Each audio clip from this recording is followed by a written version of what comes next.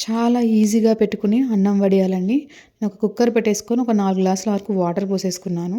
ఆ తర్వాత కొద్దిగా సాల్ట్, కొద్దిగా నువ్వులు, వాము మనకిష్టమైతే జీలకర్ర కూడా వేసుకోవచ్చు.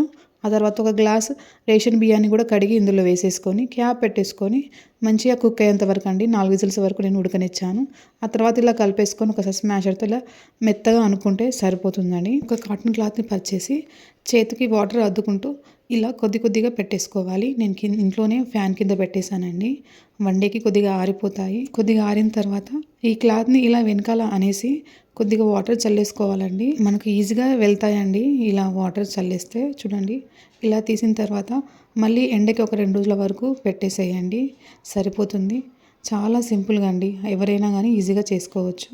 ఇలా ఆరిన తర్వాత ఇలా ఆయిల్‌లో డీప్ ఫ్రై చేసేసుకోండి. అంతే, ఎంత ఈజీగా ఉండే అన్నం వడియాలు రెడీ అండి.